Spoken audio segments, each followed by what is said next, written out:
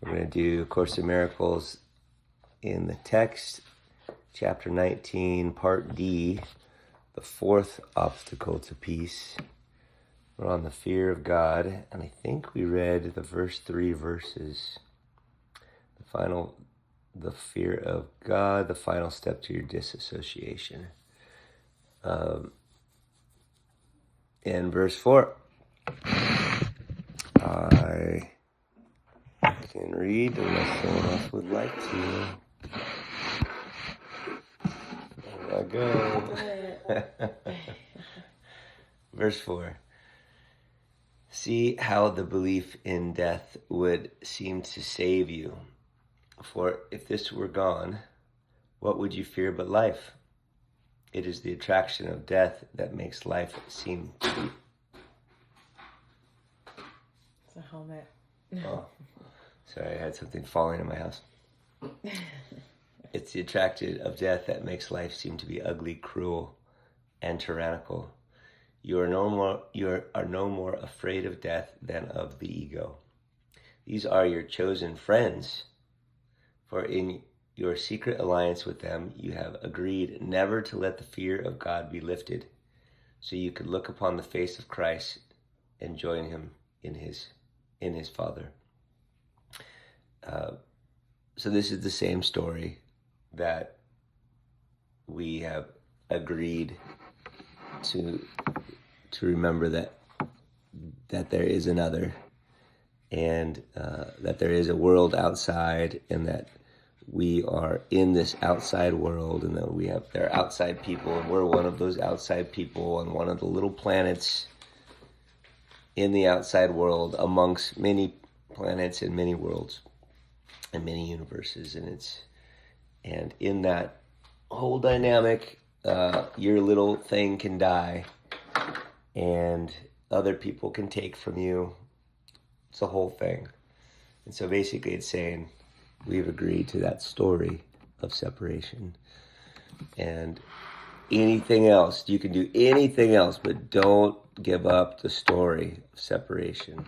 That you can be taken from, that other people could hurt you, that your body is you, and that it can be hurt and die, because that's what keeps us separate. And if we weren't separate, then then the ultimate of horrible things would happen. You would be consumed by love and would be no more. It would be annihilation. And so the things that we cherish ends up being fear and death and separation, because it keeps us. And the things that we hate the most become the things that would consume us, which would be ultimately love. That would be the scariest of all, because we would cease to be. That's a big statement, but that's what that's saying. 5. Every obstacle that peace must flow across is surmounted in just the same way. The fear that raised it yields to the love beyond, and so the fear is gone. And so it is with this. The desire to get rid of peace and drive the Holy Spirit from you fades in the present of quiet recognition that you love him. The exaltation of the body is given up in favor of the spirit, which you love, as you could never love the body, not in reality. And the appeal of death is lost forever, as love's attention stirs and calls to you. From beyond each of the obstacles to love, love itself has called, and each has been surmounted by the power of the attraction of what lies beyond. Your wanting fear seemed to be holding them in place, yet when you heard the voice of love beyond them, you answered, and they disappeared. And now you stand in terror before what you swore you would never look upon. This is the agreement you made with ego.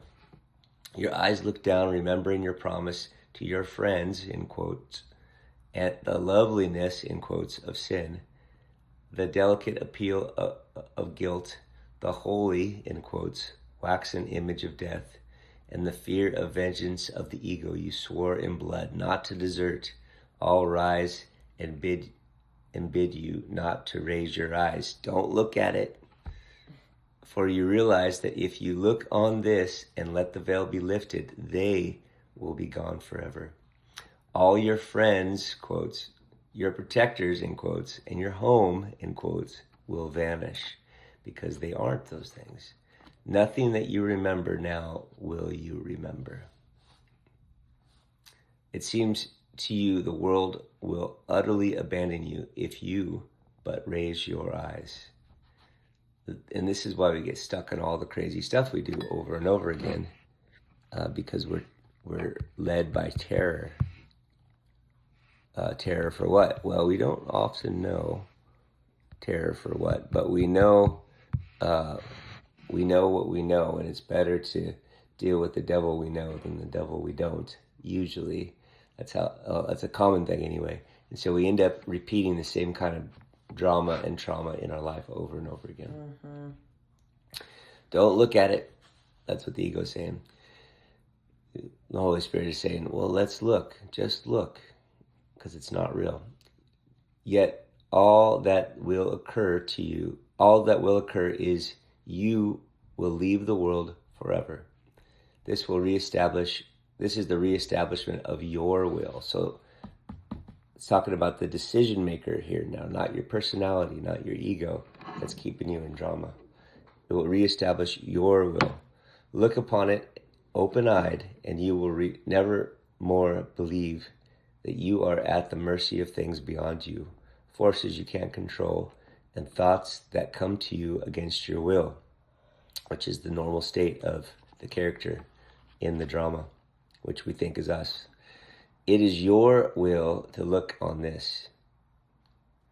No mad desire, no trivial impulse to forget again, no stab of fear, nor the cold sweat of a seeming death can stand against your will, the decision maker's will. For what attracts you from beyond the veil is also deep within you, unseparated from it, and completely one. All right, that was a whole section. So, what's going on? We got all our drama. We got all our pain. We have all our suffering. It's saying that all that stuff, all our controversy, all the things that people do to us, all the things that happenings to the body, all the fear that I have, it's all part of the game to keep focus on all these things that are all different versions of separation. It's outside my body, or it's the preservation of my body. It's all these attachments I can't let happen. That's a trigger too. If something can't happen and you fight against it, well, it's another part of the game. It's another part of the game that the attachment creates the energy that you can feel, right? It feels bad. It feels like stress. It feels like attack. It feels like death. It feels like sadness. It feels like we can tell. And all of those things it's a call to look at it. Is this really me? Is this really serious? Is this the life is this really supporting life, or is it supporting separation? That's what the look at it means. Is this really as bad as it seems? Is there another way to look at this? Is this worth my peace, fighting for this? Can I let this go? And if we stay in that question long enough, in my experience, the answer is always yes, you can let it go. Yes, I can let this go too. Yes, I can let this go too. Can they act this way and I let it go? Yes, I can let it go. Is there anything that someone could do to me or do to somebody else that I can't let go? I don't think there is. Now, it doesn't make you bad to hold on to things. People treating you in bad ways. It doesn't make you bad, like Sue said, to go after your purse. Somebody stole her purse. She wanted it back. Mm-hmm. It's okay. Get your purse. But what is, and it's also not bad to not want people to do that. Those are all not bad. What the Course is saying is don't make it you. Don't be attached to it for your happiness. Go after your purse, get it back, but you don't need the purse to be happy. It's not the source of your happiness. The source of your happiness is within. It's not your body being in a certain place. It's not having certain not accomplishments, or what's it called when you get stuff? Achievements, yeah. Possessions, yeah. Any of that stuff. Now, it's a hard game to find that source within, but that's what forgiveness is. The Course calls that forgiveness, is when you just let it go. And you don't let it go and you call things that are bad good. It's just saying, it's just how this world is, and I'm not a part of this world. I am actually the one that's more me. I'm watching the show of this world. I'm watching the drama. And I like to watch dramas. I have a Netflix account, and without any drama in the show, I'm going to stop watching it. But for some reason, when I become the drama, now I can complain about it, and I suffer from it greatly. I don't like that drama. But maybe I do like the drama, and I just think that I'm the character, but I'm not really the character. I'm actually the one in the movie theater with Jesus watching the drama, and I just forgot, and I thought I was the dramatic character. So just remind yourself that I'm not the character, I'm the one watching. And then the whole world kind of does what it does, because I might not change. My character might not change. I know the Javon character has a really hard time changing. My stress and my diligence that overruns relationships, and my the Enneagram stuff of not being worthy of love without accomplishment. My getting frustrated with my kids when I doing all this stuff to be with my kids. It's the same thing over and over and over again. All right, what comes up for you? Any of you? Yeah, I'm really starting to think that the goal really isn't to change. And you've said this multiple times, and I think it's finally sinking in. The goal really, the appropriate goal, at least, well, maybe that's just for me, where I am now, is not trying to change, but to bring awareness. Because, especially as a woman, as a yogi, as whatever, there is this thing of, okay, well, now, or as a student, whatever, it's okay, well, I don't know enough. I don't understand enough. I'm not loving enough. I'm not whatever enough. And so I need to work on this. And I need to read this book, and I need to do this thing, and I need to, but all of those things will happen, can happen, should happen, but with awareness. So just, not, because change is inevitable. Change will happen when we die, which is what, right, everything, like you were saying, these things that we're being told or we're led to believe is so important to us, and it's, well, I can't let it go, because if I do, then I will no longer exist. And it's okay, well, that might be true. So, that part of that part of you may no longer exist. Right. And I think giving that, sorry, I'm thinking out loud, so it's I think giving it that space and that acceptance and awareness really helps to give it a safe container, so it doesn't have to fight as much, right? When you approach it with this attitude of, I need to change because I'm not good enough, and I need to do whatever, then there's a threat, and you have to mitigate the threat. Is that making sense?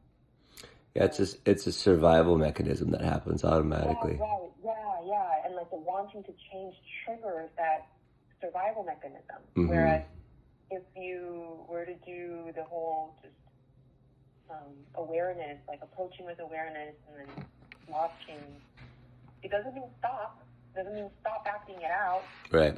Don't force yourself to not like, don't suppress yourself, but like, do it with awareness. That's right. That's the whole game.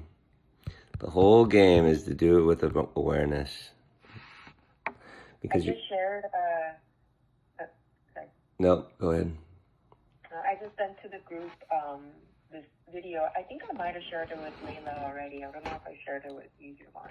But the talk of by Elizabeth Gilbert. It's an old talk, but I thought it was still very relevant about the divine masculine versus the divine feminine, and profane masculine, profane feminine. And at first, as you were talking, I gotta admit, like, I was like, well, that might work for you as a man, blah, blah, blah, blah, blah. Yeah. And then it's like, no, like, that's just a division, but, no, this is, I don't know, it's like starting to hit a little differently. That's wonderful. I think you're completely right, Sue. If you do nothing else but watch, not watch like as in try to get what you want, but watch as in watch yourself trying to get what you want.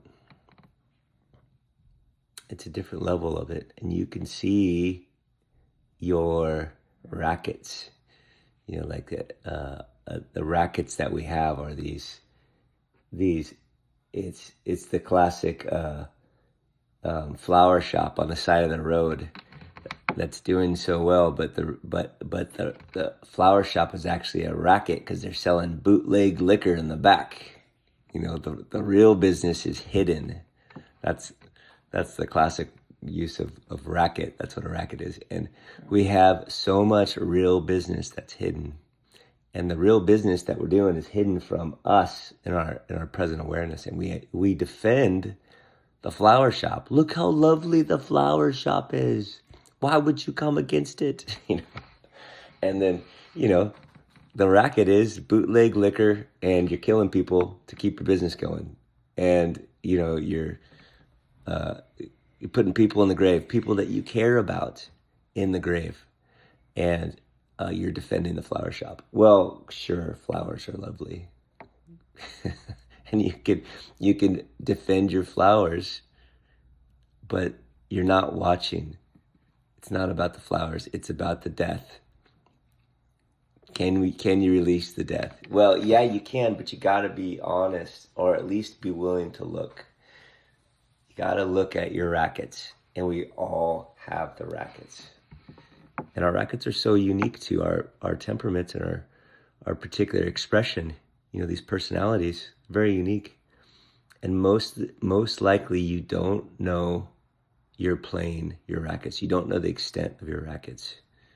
You don't, because if you fully knew the extent of your racket, you would release them all, because they are not serving peace and love. They're serving separation and fear and guilt. And if I fully understood, I would not hold on to them. I would let them go. And that's the beauty of it. There's no big task to have to accomplish to let them go. Because that's an ego thought of, man, I need to get there. Man, I wish I can get there so I can become peaceful and happy. I wish I could accomplish enough to get successful. And I wish I can do enough to be loved, or I wish I can serve enough and do good enough in the world, or yada, yada, yada. You know, be powerful enough to be respected, or, you know, learn enough to be right, and now I know and I can do the good thing and the great thing, and all these things all these criteria. And I wish the world was right enough and people got it together, and yeah, all that stuff is the ego game. I wish I was spiritual, more spiritual, you know, the spiritual ego. Mm-hmm. I wish other people were as spiritual me. I had to deal with their crap all the time. My spiritual asshole. And then all the while, the real work is letting go. What do I let go? Well, I let go all those judgments. I let them go, all of them. People are what they are. Let go my kids. And everything could be a trap. Being a parent is a big trap.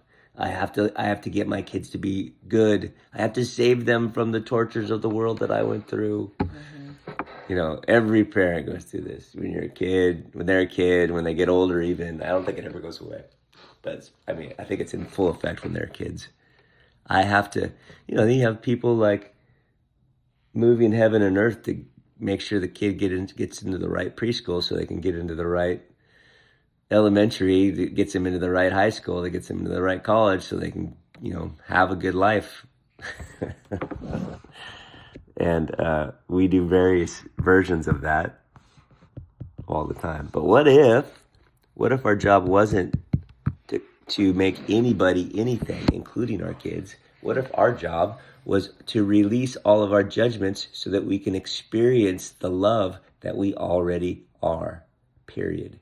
What if our only job was to let go of all of the ties that we have to separation, sin, and guilt that keep us suffering? And the only job that we have here is to meet all of the unique challenges that constantly come our way that are designed specifically for you because they specifically bug the shit out of you or create fear or suffering or sorrow in such wonderful, unique ways that are only for you.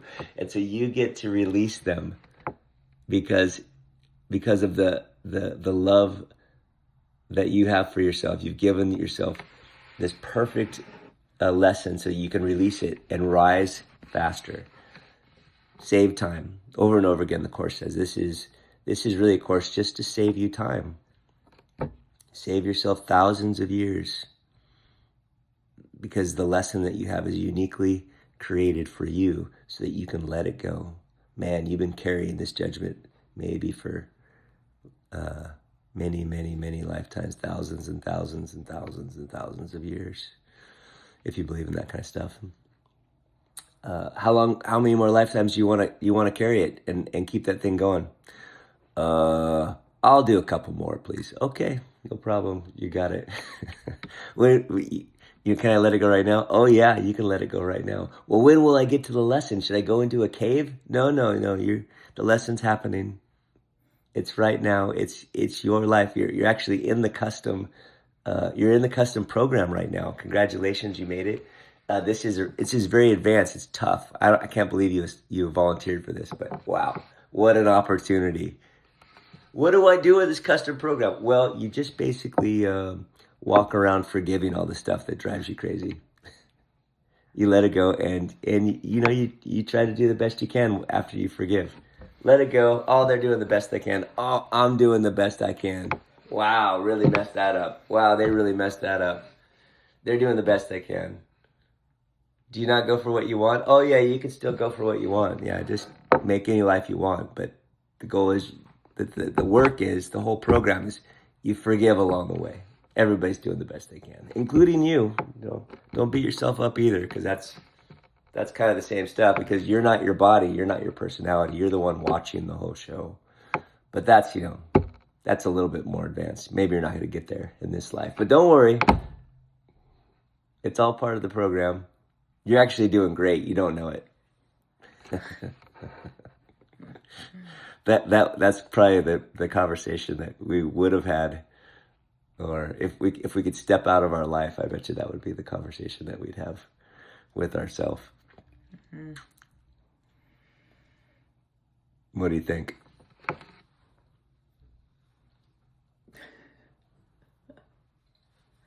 I don't have a lot to say today. Sorry. It is 7:04, so we could call it, but... Sue, Kristen? I'm good. I'm just sitting here listening. I think I have to just pat myself on the back every day or something. You should. We should all pat ourselves on the back. It's just really hard being a human, or thinking you're a human. Whew. Mm-hmm. Layla, anything? Come on, Layla.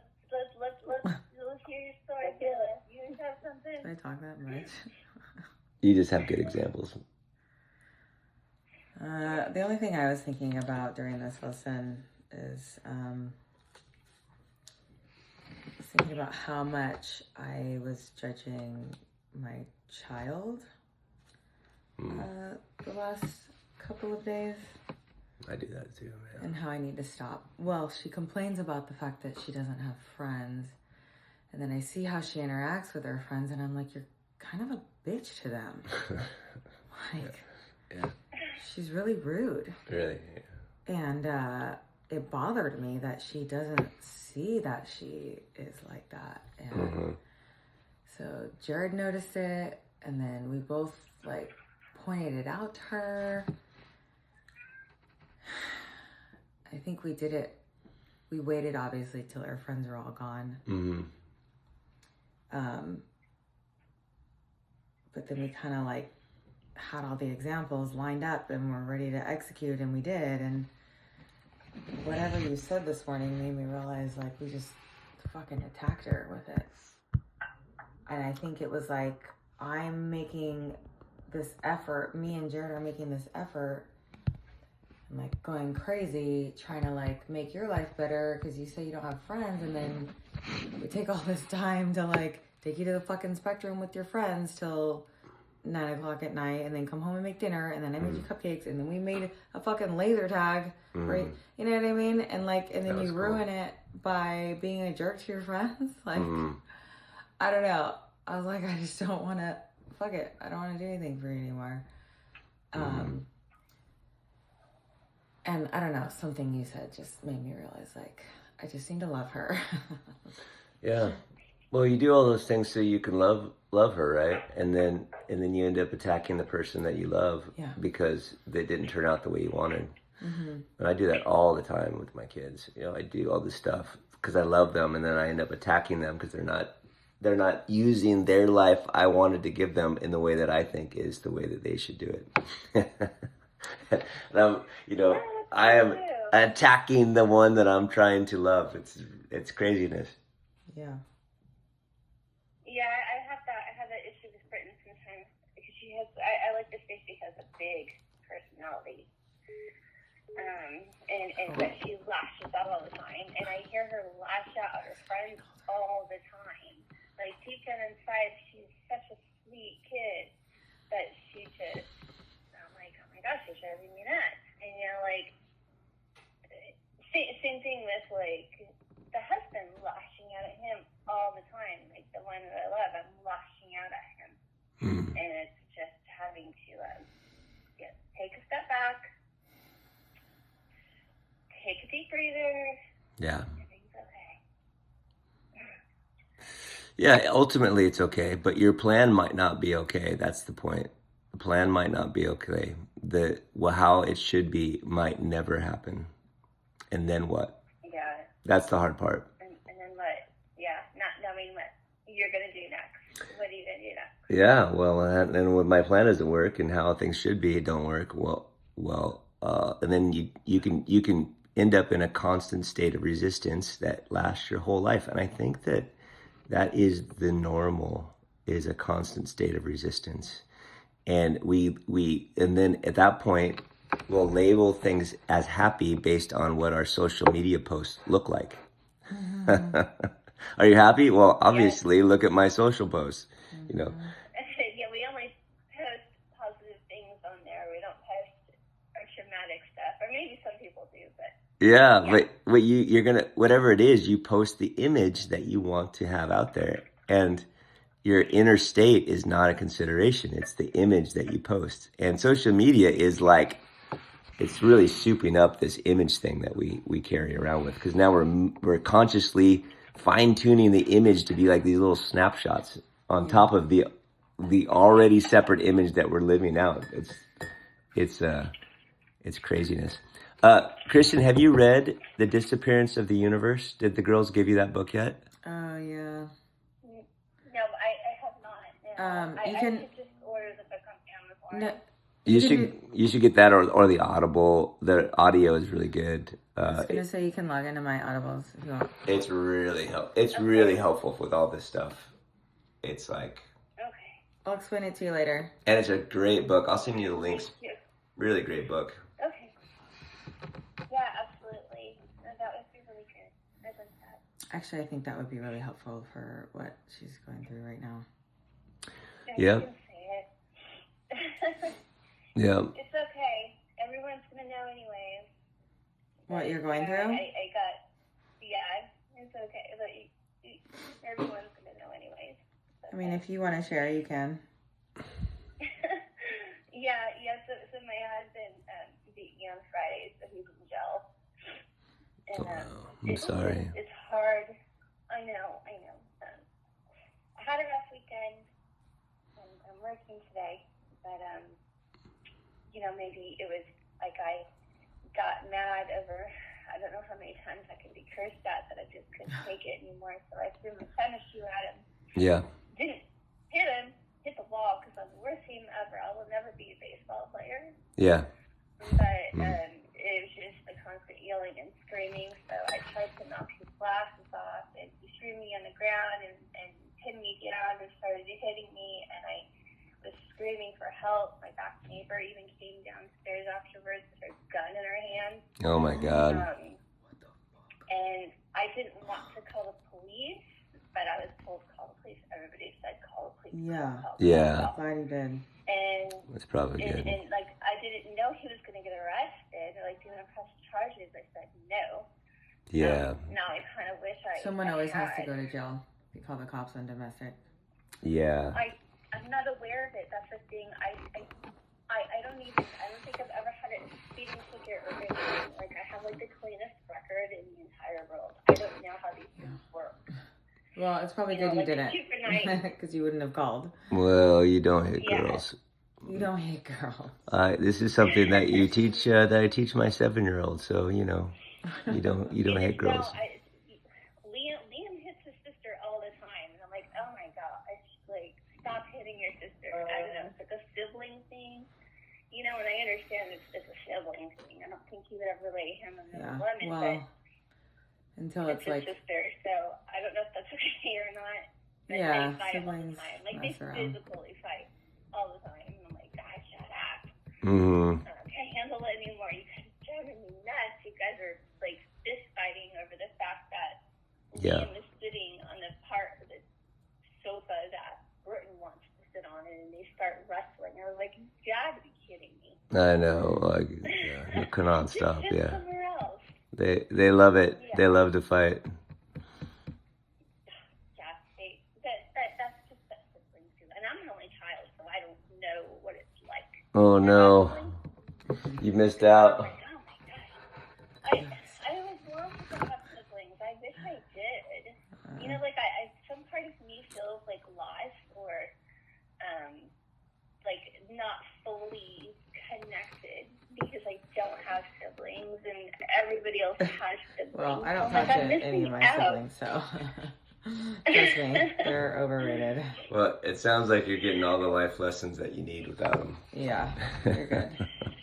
I guess so. Yeah, I guess so. I don't know. Like right now I'm just at a real wind, and I have chemo this Wednesday. I'm all bruised up. I already look like a cyclops. Sorry, I don't mean to bring up the bald head, but my eyelashes and eyebrows started falling out this week, and I've just maybe I projected my frustration and anger of my eyelashes and eyebrows and going to the dentist, which we're okay. We're all good. Dentist is great. But I projected that on my husband and the frustration, the anger, everything, because he's right there. He's sitting right there. Kristen, it's not your fault, dude. You need to watch that video that I sent. I don't know you very well yet. I don't want to, but you need to see this video. Okay, I'll see it. I honestly, Layla knows me really well. I'm such a nice, sweet person, but I'm also very understanding, and it's going to take a lot to, piss me off. But it's now I'm feeling like I'm not the victim. I feel like I'm the one that, maybe I'm the one that should have been arrested because I threw a tennis shoe at him. No, stop it. I know. Just fucking stop. That's the hard part, is trying to pull yourself out of those feelings. She fed him through his belly button when he had cancer. Yeah. She laid in the bed with That's him ridiculous. during chemo. So wiped his something to watch, Kristen, is the dynamics that we put ourselves in.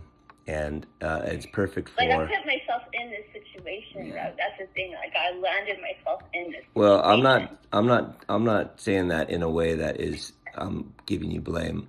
I'm saying that in a way that just watches the different dynamics, because we are choosing the people in our life as well for a reason. So Right. so if you're with someone that would beat you in the middle of a low time in life, like it's like the amount of things that are coming at you right now at once is notable, right? This is I think anybody wouldn't say, wow, this is a really tough time in life right now. And that they would rely on their own weaknesses and physically harm you because they came to the end of themselves, be stressed out by your stress. Well, that's just Yeah. that's a person that doesn't have the faculties that is a helpful partner in the middle of that. I would say not helpful, unhelpful. But what? Yeah. So then just ask yourself, well, why? How did I get in the middle of this? Why was that person attractive at some point? And if you're someone right now that's saying, well, maybe it's my fault, I should have not put that on him.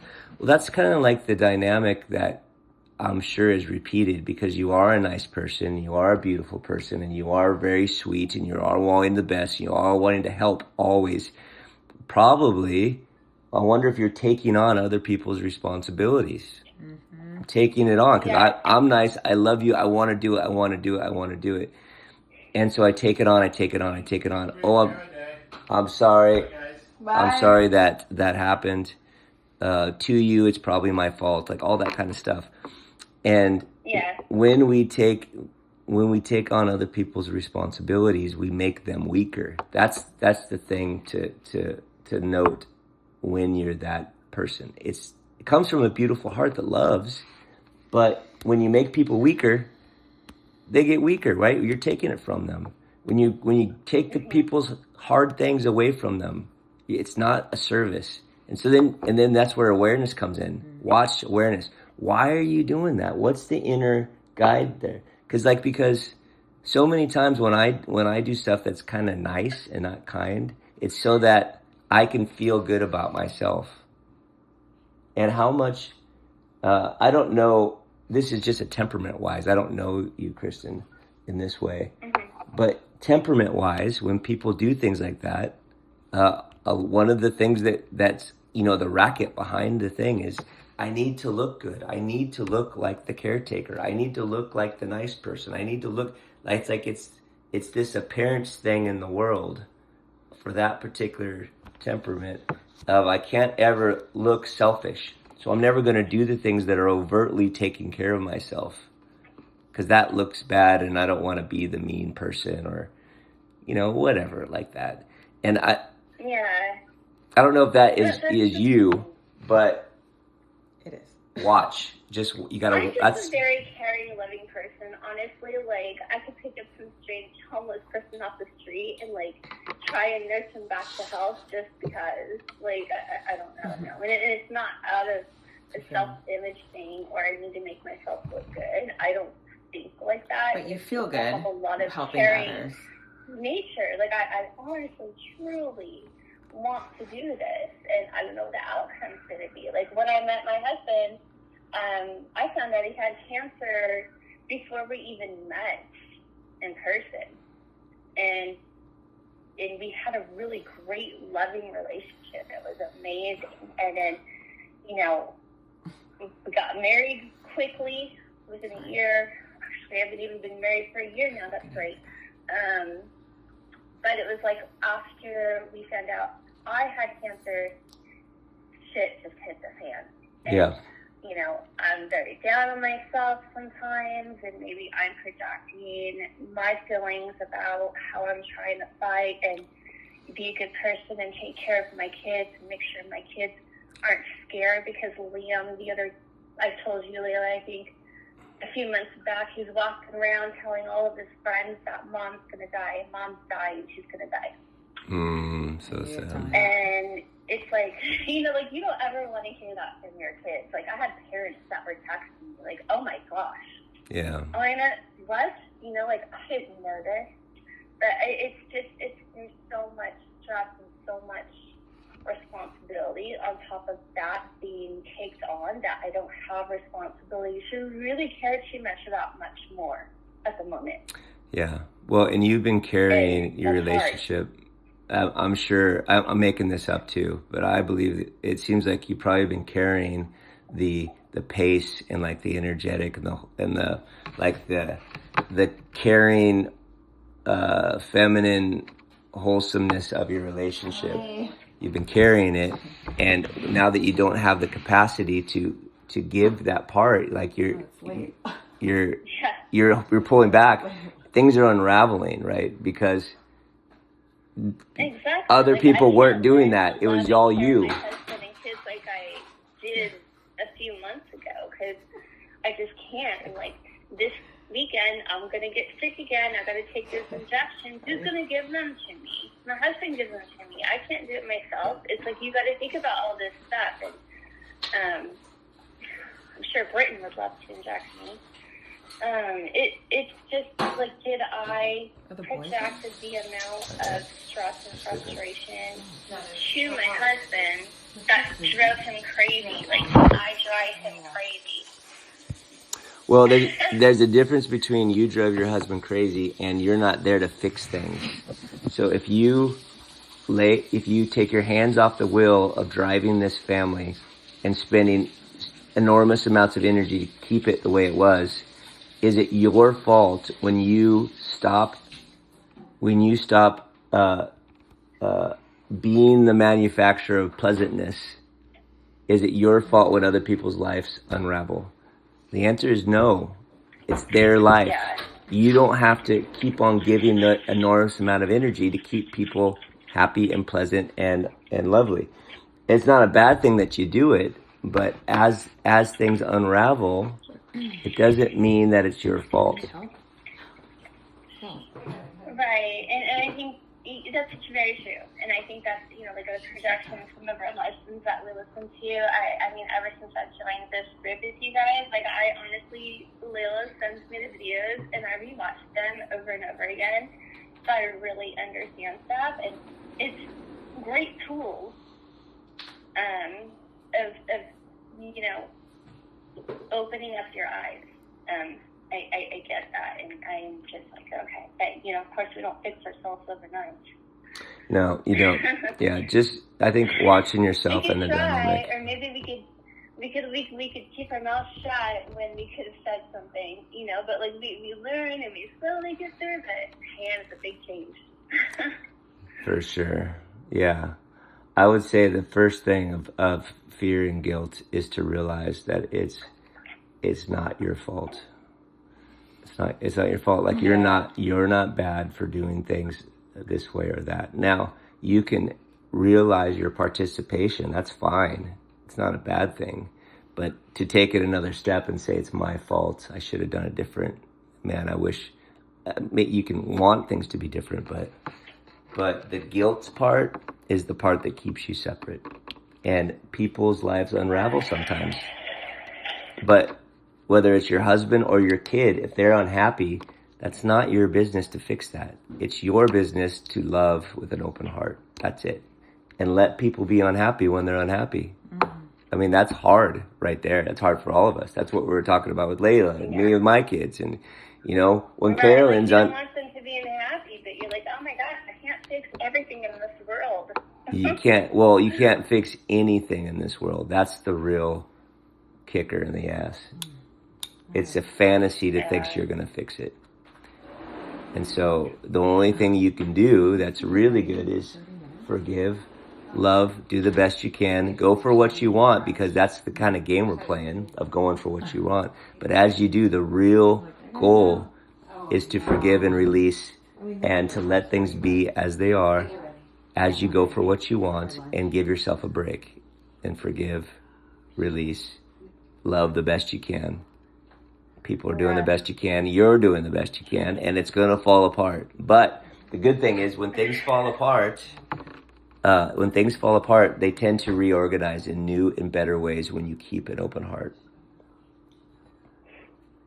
Yes, that's very good advice. Wow. Well, I hope like it's that. I hope it's not too particular because I don't want to mess you up. Oh no, you're good. I am actually a really pretty tough cookie. I am gentle, but I'm also a tough cookie, so it's fine. And I think it's just good to really get a better perspective. And I haven't had a chance to really talk to people about it. I just kind of stayed cooped up in my house all weekend and didn't do anything. No sleep. I haven't eaten since Friday night. Oh my gosh. You know, like I'm crumbling down a bit, but it's like, crap, I have to work until Monday.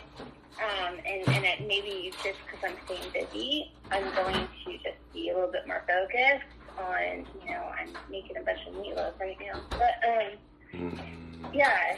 And that's the thing, too. Like, he's doing well. I think he can get out until, like, I can leave this Wednesday. here and just come back and get it. No. We're on Layla's phone, and she's got to go. But Okay. you got to You're gonna take the kids to school. Yeah, just know that you can call. I think you can call any of us, but you can call me. You can call Carolyn. I know she's been touching base. You have friends. Yeah. You have friends, so you don't have to be into it alone. And you're doing good. This is really tough. You're doing good. Thank you. And don't deprive people of the opportunity to help you, like the way that you would feel rewarded when you help a homeless person. Like why are you